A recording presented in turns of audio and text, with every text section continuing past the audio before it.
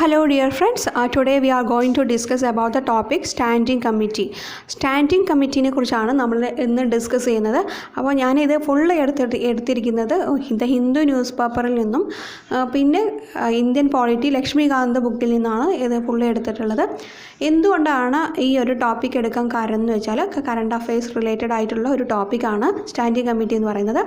കാരണം farms loss ഇപ്പോൾ റീസെൻ്റായിട്ട് repeal ചെയ്യപ്പെടുകയുണ്ടായി. അത് ഫുള്ളി റദ്ദാക്കും എന്നാണ് പറഞ്ഞുകൊണ്ടിരിക്കുന്നത്. അപ്പോൾ ആ ഒരു ലോസ് എങ്ങനെയാണ് നിയമമായി വന്നത്, ആ ഒരു ബില്ല് എങ്ങനെയാണ് നിയമമായി വന്നത് എന്നുള്ളത് നമുക്കറിയാം. ഒരു ഓർഡിനൻസിലൂടെ ആയിരുന്നു അത് നിയമമായിട്ട് വന്നത്. അപ്പോൾ ഓർഡിനൻസിലൂടെ വന്നതുകൊണ്ട് തന്നെ അത് സ്റ്റാൻഡിംഗ് കമ്മിറ്റിയുടെ കീഴിൽ വന്നിട്ടുണ്ടായിരുന്നില്ല. കാരണം ഓർഡിനൻസിലൂടെ എന്നതാണെങ്കിൽ സ്റ്റാൻഡിംഗ് കമ്മിറ്റിയിലേക്ക് റെഫർ ചെയ്യുന്നില്ല. പിന്നെ സ്റ്റാൻഡിംഗ് കമ്മിറ്റിയിലേക്ക് വരുന്നതാണെങ്കിൽ അത് കൂടുതലും ആ ഒരു നിയമം കൂടുതൽ ഇപ്പോൾ ഒരു നിയമമായിട്ട് അത് റിപ്പീൽ ചെയ്യേണ്ട ഒരു അവസ്ഥ വന്നിരുന്നില്ല. അത് കൂടുതലും കർഷകരുമായിട്ടൊക്കെ ഒരു ഡിസ്കഷനിലേക്ക് വരികയും സ്റ്റാൻഡിംഗ് കമ്മിറ്റി റിപ്പോർട്ട് സബ്മിറ്റൊക്കെ ചെയ്യുകയാണെങ്കിൽ അതിൻ്റെ പ്രോബ്ലംസും പിന്നെ പല കാര്യങ്ങളും അതിൽ നിന്നും ഇപ്പോൾ അത് റിപ്പീൽ ചെയ്യുന്നതിനേക്കാളും കൂടുതൽ പല പ്രശ്നങ്ങളിൽ നിന്നും അവോയ്ഡ് ചെയ്യപ്പെടാമായിരുന്നു എന്നുള്ളതാണ് ഒരു കാര്യം. അപ്പോൾ എന്താണ് സ്റ്റാൻഡിംഗ് കമ്മിറ്റി? അപ്പോൾ ഈ ഒരു ബില്ല് സ്റ്റാൻഡിംഗ് കമ്മിറ്റിയിലേക്ക് വിടുന്നു എന്നുള്ളതൊക്കെ നമ്മൾ കേട്ടിട്ടുണ്ടാവും. അപ്പോൾ എന്താണ് ഈ സ്റ്റാൻഡിംഗ് കമ്മിറ്റി? സ്റ്റാൻഡിംഗ് കമ്മിറ്റി എന്ന് പറയുന്നത് ഈ ഒരു ബില്ലുണ്ടെങ്കിൽ ആ ബില്ലിനെ അതിൻ്റെ സൂക്ഷ്മ നിരീക്ഷണത്തിനൊക്കെ വേണ്ടി എക്സാമിൻ ചെയ്യാനൊക്കെ വേണ്ടിയിട്ട് ഉള്ള ഒരു കമ്മിറ്റിയാണ് സ്റ്റാൻഡിംഗ് കമ്മിറ്റി എന്ന് പറയുന്നത്. അപ്പോൾ സ്റ്റാൻഡിംഗ് കമ്മിറ്റിയൊക്കെ തീരുമാനിക്കുന്നത് സ്പീക്കറും ചെയർമാനൊക്കെയാണ്. ഇപ്പോൾ ലോക്സഭയുടെ കാര്യത്തിലാണെങ്കിൽ അത് സ്പീക്കറാണ്. പിന്നെ രാജ്യസഭയുടെ കാര്യത്തിലാണെങ്കിൽ സ്റ്റാൻഡിംഗ് കമ്മിറ്റിയെ തീരുമാനിക്കുന്നത് ചെയർമാനാണ്.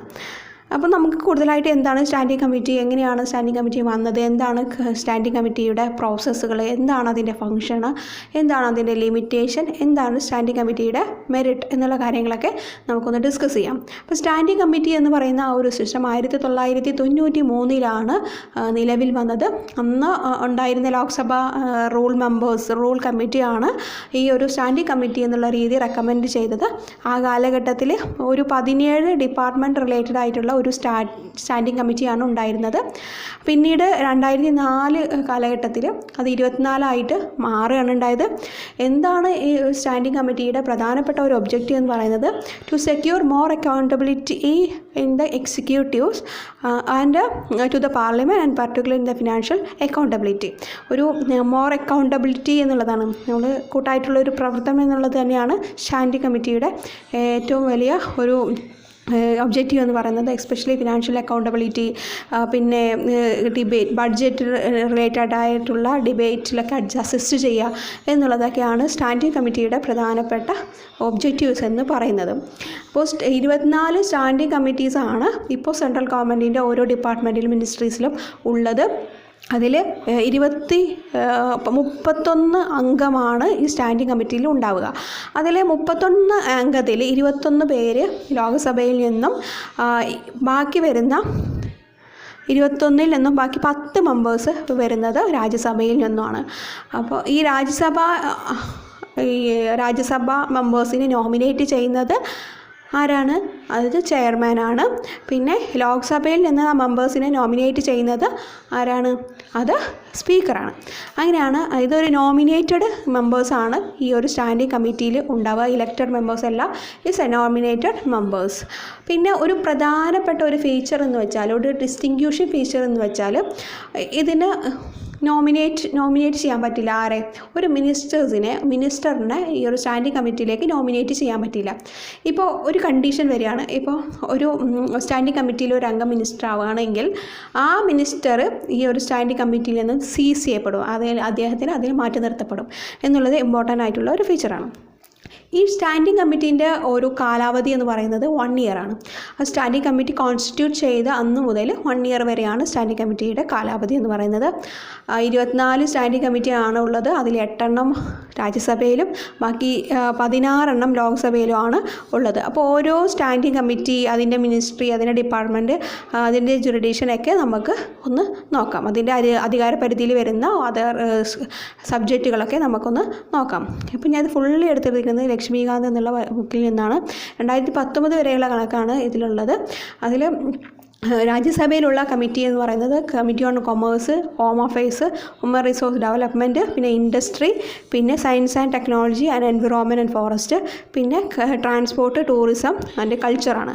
അതിൽ ട്രാൻസ്പോർട്ടും അതിൽ ഫസ്റ്റത്താണ് കമ്മിറ്റി ഓൺ കൊമേഴ്സ്. കൊമേഴ്സ് എന്ന് പറയുമ്പോൾ അതിൽ ഏതൊക്കെയാണ് വരുന്നത് വെച്ചാൽ കൊമേഴ്സും ഇൻഡസ്ട്രിയും വരുന്നുണ്ട്. ഹോം അഫയേഴ്സിൽ വരുന്ന കമ്മിറ്റിയിൽ കീഴിൽ ഹോം അഫയേഴ്സും ഡെവലപ്മെൻറ്റ് ഓഫ് നോർത്ത് ഈസ്റ്റേൺ റീജിയൻ്റെ അതൊക്കെയാണ് വരുന്നത് കമ്മിറ്റി ഓൺ ഹോം അഫയേഴ്സിൽ. പിന്നെ HRD ഹ്യൂമൻ റിസോഴ്സ് ഡെവലപ്മെൻറ്റ് കമ്മിറ്റിയിൽ ഹ്യൂമൻ റിസോഴ്സ് ഡെവലപ്മെൻറ്റിനെ കുറിച്ചിട്ടുള്ള subject youth affairs and sports, പിന്നെ വുമൺ ആൻഡ് ചൈൽഡ് ഡെവലപ്മെൻറ്റ്. അപ്പോൾ വുമൺ ആൻഡ് ചൈൽഡ് ഡെവലപ്മെൻറ്റ് വരുന്ന സ്റ്റാൻഡിംഗ് കമ്മിറ്റി ഏതാണെന്ന് ചോദിച്ചാൽ ലോക്സഭയിൽ അത് committee on human resource development ആണ്. കമ്മിറ്റി ഓൺ ഇൻഡസ്ട്രി എന്ന് പറയുകയാണെങ്കിൽ അത് ഏതൊക്കെയാണ് വരുന്നത്? ഹെവി ഇൻഡസ്ട്രീസും പിന്നെ പബ്ലിക് എൻ്റർപ്രൈസസും ആണ് വരുന്നത്. പിന്നെ മൈക്രോ, സ്മോൾ ആൻഡ് മീഡിയം എൻ്റർപ്രൈസസും കൂടെ കമ്മിറ്റി ഓൺ ഇൻഡസ്ട്രിയിൽ വരുന്നുണ്ട്. ഇനി അടുത്തതാണ് science and technology and environment and forest. Very important ആണ് സ്റ്റാൻഡിംഗ് കമ്മിറ്റി. ഈ സ്റ്റാൻഡിംഗ് കമ്മിറ്റിയിൽ വരുന്നത് സയൻസ് ആൻഡ് ടെക്നോളജിയും സ്പേസ്, എർത്ത് സയൻസ്, പിന്നെ environment and forest and climate change, atomic energy, ഇതൊക്കെ ഇതിൻ്റെ കീഴിലാണ് വരുന്നത്. അപ്പോൾ എൻവിറോൺമെൻറ്റായിട്ട് റിലേറ്റഡ് ആയിട്ടുള്ള എന്തെങ്കിലും റെക്കമെൻഡേഷനൊക്കെ ഈ ഒരു കമ്മിറ്റിക്കാണ് കൊടുക്കുന്നത്. പിന്നെ committee on transport, tourism and culture വരുന്നത് സിവിൽ ഏവിയേഷനാണ്. പിന്നെ അടുത്തത് പിന്നെ റോഡും ട്രാൻസ്പോർട്ടും ഹൈവേ, ഷിപ്പിംഗ്, കൾച്ചറൊക്കെ ആ ഒരു ഡിപ്പാർട്ട്മെൻറ്റിലാണ്. ടൂറിസമൊക്കെ ആ ഡിപ്പാർട്ട്മെൻറ്റിലാണ് വരുന്നത്. ഇനി ഹെൽത്ത് ആൻഡ് ഫാമിലി വെൽഫെയർ എന്ന് പറയുന്ന ഒരു കമ്മിറ്റിയിൽ എന്തൊക്കെയാണ് വരുന്നത്? ഫാമിലിയും ഹെൽത്തും ഫാമിലി വെൽഫെയറും, ആയുർവേദ, യോഗ, പിന്നെ ജ്ഞാനോപതി, പിന്നെ നാച്ചുറോപ്പതി, യുനാനി, സിദ്ധ, ഹോമിയോപ്പതി, അത് ആയുഷ് എന്നുള്ളതൊക്കെ ഈ ഒരു ഹെൽത്ത് ആൻഡ് ഫാമിലി വെൽഫെയർ കമ്മിറ്റിയിലാണ് വരുന്നത്. ഇനി എട്ടാമത്തെ കമ്മിറ്റിയാണ് committee on personal public grievance and law and justice എന്ന് പറയുന്ന കമ്മിറ്റി. അത് ലോ ആൻഡ് ജസ്റ്റിസ് വരും, പേഴ്സണൽ പബ്ലിക് ഗ്രീവൻസ് വരും, പിന്നെ പെൻഷൻസൊക്കെ ആ കമ്മിറ്റിയിലാണ് വരുന്നത്. ഇനി അടുത്തത് ലോക്സഭയിലുള്ള കമ്മിറ്റികളെ കുറിച്ചാണ് പറയുന്നത്. അഗ്രികൾച്ചറൽ കമ്മിറ്റി വരുന്നത് അഗ്രികൾച്ചർ വരും, ഫാമേഴ്സ് വെൽഫെയർ വരും, ഫിഷറീസ് പിന്നെ വരും, അനിമൽ ഹസ്ബൻഡറി വരും, പിന്നെ ഡയറിങ് വരും, പിന്നെ ഫുഡ് പ്രോസസ്സിംഗ് ഇൻഡസ്ട്രീസ് ഒക്കെ ഈ ഒരു കമ്മിറ്റീൻ്റെ കീഴിലാണ് വരുന്നത്. അപ്പോൾ ഈ ഫാംസ് ലോസിൻ്റെ കാര്യത്തിലാണെങ്കിൽ ഏത് കമ്മിറ്റിയിലാണ്? സ്റ്റാൻഡിംഗ് കമ്മിറ്റിക്ക് വിടുകയാണെങ്കിൽ ഏത് കമ്മിറ്റിയിലാണ് വരിക? അത് കമ്മിറ്റി ഓൺ അഗ്രികൾച്ചറാണ് വരുന്നത്. ഇനി കമ്മിറ്റി ഓൺ ഇൻഫർമേഷൻ ടെക്നോളജി എന്ന് പറയുമ്പോൾ communication, electronics, information technology, information broadcasting ഒക്കെ കമ്മിറ്റി ഓൺ ഇൻഫർമേഷൻ ടെക്നോളജിയാണ് വരുന്നത്. കമ്മിറ്റി ഓൺ ഡിഫൻസ് എന്ന് പറയുമ്പോൾ ഡിഫൻസ് ആണ് വരുന്നത്. കമ്മിറ്റി ഓൺ എനർജി എന്ന് പറയുമ്പോൾ ന്യൂ ആൻഡ് റിന്യൂവബിൾ എനർജി, പിന്നെ പവർ സെക്ടറൊക്കെ കമ്മിറ്റി ഓൺ എനർജി സ്റ്റാൻഡിംഗ് കമ്മിറ്റിയിലാണ് വരുന്നത്. പിന്നെ കമ്മിറ്റി ഓൺ എക്സ്റ്റേണൽ അഫയേഴ്സ് എന്നത് എക്സ്റ്റേണൽ അഫയേഴ്സ് റിലേറ്റഡ് ആയിട്ടുള്ള കാര്യങ്ങളൊക്കെ കമ്മിറ്റി ഓൺ എക്സ്റ്റേണൽ അഫയേഴ്സിലാണ് വരുന്നത്. പിന്നെ ഫിനാൻസും കോർപ്പറേറ്റ് അഫയേഴ്സും ഒക്കെ വരുന്നത് കമ്മിറ്റി ഓൺ ഫിനാൻസ് എന്ന് പറയുന്ന സ്റ്റാൻഡിംഗ് കമ്മിറ്റിയിലാണ്. അതുപോലെ പ്ലാനിങ്ങും സ്റ്റാറ്റിസ്റ്റിക് പ്രോഗ്രാം ഇംപ്ലിമെൻറ്റേഷനൊക്കെ ആ ഒരു ഫിനാൻസ് കമ്മിറ്റിയിലാണ് വരുന്നത്. പിന്നെ consumer affairs, food and public ഡിസ്ട്രിബ്യൂഷനൊക്കെ വരുന്നത് committee on food, consumer affairs and public ഡിസ്ട്രിബ്യൂഷനിലാണ്. പിന്നെ ലേബറും എംപ്ലോയ്മെൻറ്റ്, സ്കിൽ ഡെവലപ്മെൻറ്റ്, എൻ്റർപ്രണർഷിപ്പ്, ടെക്സ്റ്റൈലൊക്കെ വരുന്നത് കമ്മിറ്റി ഓൺ ലേബറിലാണ്. പിന്നെ പെട്രോളിയം, നാച്ചുറൽ ഗ്യാസും വരുന്നത് ഏത് സ്റ്റാൻഡിംഗ് കമ്മിറ്റിയിലാണ്? Committee on petroleum and natural gas. ഇതൊക്കെ ഇമ്പോർട്ടൻ്റ് ആണ്. പിന്നെ റെയിൽവേസ് വരുന്നത് കമ്മിറ്റി ഓൺ റെയിൽവേസ് ആണ്. ഹൗസിംഗ് ആൻഡ് അർബൻ വരുന്നത് കമ്മിറ്റി ഓൺ അർബൻ ഡെവലപ്മെൻറ്റ് ആണ്. ജൽ ശക്തി വരുന്നത് കമ്മിറ്റി ഓൺ വാട്ടർ റിസോഴ്സസ് ആണ്. ഇത് വെരി ഇമ്പോർട്ടൻ്റ് ആണ്. പിന്നെ chemicals and fertilisers very important ആണ്. കെമിക്കൽസ് ഓൺ ഫെർട്ടിലൈസേഴ്സ് എന്ന് പറയുന്ന കമ്മിറ്റിയിലാണ് വരുന്നത്. പിന്നെ റൂറൽ ഡെവലപ്മെൻറ്റ്, പഞ്ചായത്ത് രാജ്, അതൊക്കെ വരുന്നത് കമ്മിറ്റി ഓൺ റൂറൽ ഡെവലപ്മെൻറ്റിലാണ്. കോള്, മൈൻസ്, സ്റ്റീൽ, അത് ഇമ്പോർട്ടൻ്റ് ആണ്. കമ്മിറ്റി ഓൺ കോൾ ആൻഡ് സ്റ്റീലാണ് വരുന്നത്. പിന്നെ social justice and empowerment, tribal affairs, minority affairs ഒക്കെ വരുന്നത് committee on social justice and empowerment ആണ്. അത് ഇമ്പോർട്ടൻ്റ് ആയിട്ടുള്ള ഒരു കമ്മിറ്റിയാണ്. ഇതാണ് 24 കമ്മിറ്റീസ് വരുന്നത്. ഇനി സ്റ്റാൻഡിംഗ് കമ്മിറ്റിയുടെ പ്രവർത്തനങ്ങൾ, അതിൻ്റെ ഫങ്ഷൻസ് എന്താണെന്ന് നമുക്ക് നോക്കാം. ഇപ്പോൾ ഒരു ഡിപ്പാർട്ട്മെൻറ്റിൽ ഒരു ഡിപ്പാർട്ട്മെൻറ്റിൽ അല്ലെങ്കിൽ മിനിസ്ട്രീസിന് വേണ്ട ഗ്രാൻഡ്സിന് ഡിമാൻഡ് ചെയ്യപ്പെടുന്നത് അത് വേണം, അത്രയും ഗ്രാൻഡ്സ് വേണമെന്ന് എന്നുള്ള ഒരു ഡിമാൻഡ് ആവശ്യപ്പെടുന്നത് ആരാണ്? ഈ സ്റ്റാൻഡിംഗ് കമ്മിറ്റിയാണ്. പക്ഷേ അതൊന്നും ലോക്സഭയിൽ ഡിസ്കഷനിലോ അല്ലെങ്കിൽ വോട്ടിങ്ങിലോ വരാൻ പാടില്ല. അതിന് മുന്നേ ചോദിക്കണം ഈ ഒരു ഗ്രാൻഡ്. പക്ഷേ അതിൻ്റെ ആ റിപ്പോർട്ട് അതിലിപ്പോൾ ആ ഗ്രാൻഡ് റിപ്പോർട്ടിൽ എന്താണെന്ന് വെച്ചെങ്കിൽ അതിൽ കട്ട് മോഷൻ രീതിയിലുള്ള ഒരു ഒരു സ്വഭാവം അതിലുണ്ടാവാൻ പാടില്ല. പിന്നെ ഓരോ മിനിസ്ട്രീസിൻ്റെ പിന്നെ ഡിപ്പാർട്ട്മെൻറ്റിൻ്റെയൊക്കെ കൺസേൺഡ് ആയിട്ടുള്ള ഡിപ്പാർട്ട്മെൻറ്റിൻ്റെയൊക്കെ ബില്ല് എക്സാമിൻ ചെയ്യുക, അത് പരിശോധിക്കുന്നുണ്ട്. പിന്നെ മിനിസ്ട്രീസിൻ്റെ ആനുവൽ റിപ്പോർട്ട് കൺസിഡർ ചെയ്യുക. പിന്നെ ഈ ഓരോ ഹൗസിൻ്റെയും പ്രസൻറ്റ് ചെയ്തിട്ടുള്ള national basic long term policy documents consider ചെയ്യുക. ഇതൊക്കെയാണ് ഇമ്പോർട്ടൻറ്റ് ഫങ്ഷൻസ്. പിന്നെ ഈ ഓരോ ഫങ്ഷൻസ് ചെയ്യുമ്പോഴും അതിൻ്റെ ചില ലിമിറ്റേഷനുകളുണ്ട്. അതെന്തൊക്കെയാണെന്ന് നോക്കാം. Day to day activities, day to day അഡ്മിനിസ്ട്രേഷനിലൊന്നും ഈ സ്റ്റാൻഡിംഗ് കമ്മിറ്റിയിൽ പ്രവർത്തിക്കാൻ പറ്റത്തില്ല. പിന്നെ ഒരു പർട്ടിക്കുലർ ടൈം കൊടുക്കും, ആ ടൈമിൽ തന്നെ ചെയ്യണം. പിന്നെ എന്ന് വെച്ചാൽ ഓരോ ഡിപ്പാർട്ട്മെൻറ്റിനും ഓരോ ഡിപ്പാർട്ട്മെൻറ്റിനും അതിൻ്റേതായ ഒരു റിപ്പോർട്ട് സബ്മിറ്റ് ചെയ്യണം. പിന്നെ they should not generally consider the matter which other parliamentary committees consider ചെയ്ത കാര്യങ്ങളൊന്നും ഇവർ കൺസിഡർ ചെയ്യാൻ പാടില്ല. പിന്നെ ഇതിൻ്റെ ഒരു നേച്ചർ എന്ന് പറയുന്നത് ഒരു അഡ്വൈസറി നേച്ചറാണ്. അപ്പോൾ അഡ്വൈസ് വേണമെങ്കിൽ റിസീവ് ചെയ്യാം, അല്ലെങ്കിൽ അത് തള്ളിക്കളയാം. പക്ഷേ ഇതൊന്നും പാർലമെൻറ്റിന് ബിൻഡ് ചെയ്യുന്നില്ല എന്നുള്ളത് ഇമ്പോർട്ടൻ്റ് ആണ്. അതാണ് ലിമിറ്റേഷൻ വരുന്നത്. പിന്നെ ഈ സ്റ്റാൻഡിംഗ് കമ്മിറ്റിയുടെ പ്രവർത്തനത്തിൽ ഗ്രാൻഡ്സും റിപ്പോർട്ടും അതൊക്കെ ബിൽസിൻ്റെ ഗ്രാൻഡ്സിന് വേണ്ടിയിട്ട് ഉള്ള റിപ്പോർട്ടിനൊക്കെയുള്ള ഒരു പ്രൊസീജിയർ, അതിൻ്റെ കൺസിഡറേഷൻ എന്തൊക്കെയാണെന്ന് നമുക്ക് നോക്കാം. ഇപ്പോൾ ഒരു ഫിക്സ്ഡ് ടൈമിൽ നമുക്കറിയാം, after the general discussion on the budget of the house is over, the house shall be adjourn for a fixed period. Committee ഒരു ഫോർസഡ് പീരീഡിൽ വേണ്ടിയിട്ട് ആ ഒരു കാലഘട്ടത്തിൽ ഗ്രാൻഡ്സ് ഡിമാൻഡ് ചെയ്യപ്പെടാം. പിന്നെ ഒരു പർട്ടിക്കുലർ ടീം ഒരു പർട്ടിക്കുലർ പീരീഡ് ഉണ്ട് ഈ റിപ്പോർട്ട് സബ്മിറ്റ് ചെയ്യാൻ വേണ്ടിയിട്ട്. ഒരു പർട്ടിക്കുലർ പീരീഡ് ഉണ്ട്, ആ പീരീഡിൽ തന്നെ സബ്മിറ്റ് ചെയ്യണം. അതിന് കൂടുതൽ ടൈമൊന്നും ചോദിക്കാൻ പാടില്ല. അതൊക്കെ ഒരു പ്രൊസീജിയറിൽ വരുന്നതാണ്. പിന്നെ ഈ ഓരോ ഹൗസിലും ഇപ്പോൾ ഓരോ കമ്മിറ്റിക്കും ഓരോ റിപ്പോർട്ടുണ്ട്. The demand for grant shall be considered by house in the light of report of the committee. പിന്നെ ഓരോ കമ്മിറ്റിയുടെ റിപ്പോർട്ടിൻ്റെ അടിസ്ഥാനത്തിലാണ് ഓരോ ഗ്രാൻഡ്സും കൺസിഡർ ചെയ്യുന്നത്, ഓരോ ഗ്രാൻഡ്സും നൽകുന്നത്.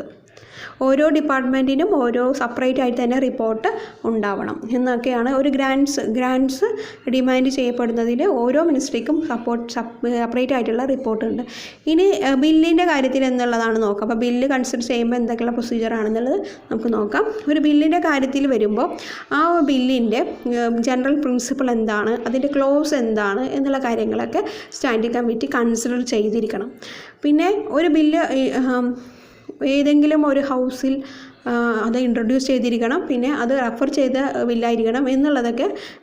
അങ്ങനത്തെ ബില്ല് മാത്രമേ ഈ ഒരു സ്റ്റാൻഡിംഗ് കമ്മിറ്റിക്ക് കൺസിഡർ ചെയ്യാൻ പറ്റുള്ളൂ. പിന്നെ ഒരു പർട്ടിക്കുലർ ടൈം ഉണ്ടായിരിക്കണം, ആ ഒരു ടൈമിൽ തന്നെ ഒരു റിപ്പോർട്ട് ഉണ്ടാക്കണം. ഇതൊക്കെയാണ് ബില്ലിൻ്റെ കാര്യത്തിലുള്ള പ്രൊസീജിയർ എന്ന് പറയുന്നത്. എന്തൊക്കെയാണ് സ്റ്റാൻഡിംഗ് കമ്മിറ്റിയുടെ ആ ഒരു പാർലമെൻ്ററി സിസ്റ്റത്തിൽ സ്റ്റാൻഡിംഗ് കമ്മിറ്റി വരുമ്പോൾ ഉള്ള ഒരു ഗുണം എന്താണ് അതെന്ന് വെച്ചാൽ ഒരു ബയാസ് ഉണ്ടാവില്ല. അതർ പൊളിറ്റിക്കൽ പാർട്ടീസ് എന്ന് പറയുന്നത് ഒപ്പോസിഷനും പിന്നെ രാജ്യസഭാ അംഗങ്ങളൊക്കെ പ്രവർത്തിക്കുന്നതുകൊണ്ട് ഒരു ബയാസ് ഇല്ലാത്ത രീതിയിലുള്ള ഒരു റിപ്പോർട്ടായിരിക്കും. പിന്നെ ഒരു ഫ്ലെക്സിബിൾ ആയിരിക്കും. ഈ ലോക്സഭയുടെ ആ ഒരു അഡോപ്റ്റ് ചെയ്യുന്ന രീതിയിലേക്കായി സ്മോൾ ഫ്ലെക്സിബിൾ, ലോക്സഭയ്ക്ക് അത് പ്രൊസീജിയർ അഡോപ്റ്റ് ചെയ്യുന്നത് ഒരു ഫ്ലെക്സിബിൾ നേച്ചർ ഇതിനുണ്ട്. പിന്നെ ഒരു എക്സിക്യൂട്ടീവ്സിൻ്റെ മേലിൽ ഒരു ഡീപ്പായിട്ടുള്ള കണ്ടിന്യൂസ് ആയിട്ടുള്ള പാർലമെൻ്ററി കൺട്രോൾ ഈ ഒരു സിസ്റ്റത്തിലൂടെ അവർക്ക് കിട്ടുന്നുണ്ട്. പിന്നെ ഒരു എഫിഷ്യൻ്റ് ആയിട്ടുള്ള ഒരു തീരുമാനം എടുക്കാൻ പറ്റും. ഒരു പബ്ലിക് എക്സ്പെൻഡിച്ചറിന് വേണ്ടിയിട്ടും പിന്നെ എക്കോണമിയുടെ വേണ്ടിയിട്ടൊക്കെ എക്കോണമിക്ക് എഫിഷ്യൻസി ഉറപ്പുവരുത്താനുള്ള ഒരു നല്ല തീരുമാനം എടുക്കാൻ പറ്റും. പിന്നെ എല്ലാ മെമ്പേഴ്സിനും ഒരു ഓപ്പർച്യൂണിറ്റി കിട്ടുകയാണ് ഈ ഒരു പാർലമെൻ്ററി സിസ്റ്റത്തിൽ പാർട്ടിസിപ്പേറ്റ് ചെയ്യുന്നതിനുള്ള ഒരു കോൺട്രിബ്യൂഷൻ ചെയ്യുന്നതിനുള്ള ഒരു ഓപ്പർച്യൂണിറ്റി ഫെസിലിറ്റേറ്റ് അത് കിട്ടുകയാണ്. പിന്നെ ഒരു പബ്ലിക് ഒപ്പീനിയൻ, നല്ലൊരു പബ്ലിക് ഒപ്പീനിയൻ, എക്സ്പേർട്ട് ഒപ്പീനിയനൊക്കെ ഒരു ബില്ലിൻ്റെ കാര്യത്തിൽ കിട്ടും.